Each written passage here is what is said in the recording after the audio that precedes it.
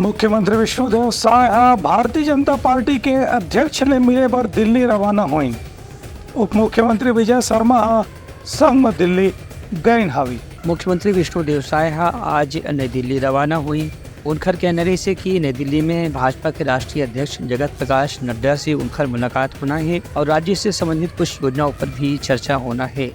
उन्हें कोयला खदान में खनन के राजस्थान सरकार ला अनुमति देके सवाल ऊपर मुख्यमंत्री के कहने से राजस्थान में कोयला के स्टॉक काफ़ी सीमित रही से एक हसीत राज्य सरकार से राजस्थान सरकार का निवेदन करे रही से कि मन कोयला खनन की अनुमति दे जाए।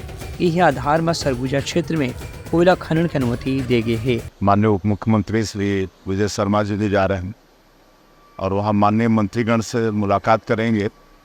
माननीय गृह मंत्री जी से, माननीय राष्ट्रीय अध्यक्ष जी से, माननीय रेल राज्य मंत्री जी से आज इनका मिलने का समय मिला है तो उनसे मुलाकात करेंगे। यात्रा में उप मुख्यमंत्री विजय शर्मा घलो मुख्यमंत्री के साथ में दिल्ली रवाना होंगे। ब्यूरो रिपोर्ट उत्लंघा न्यूज़।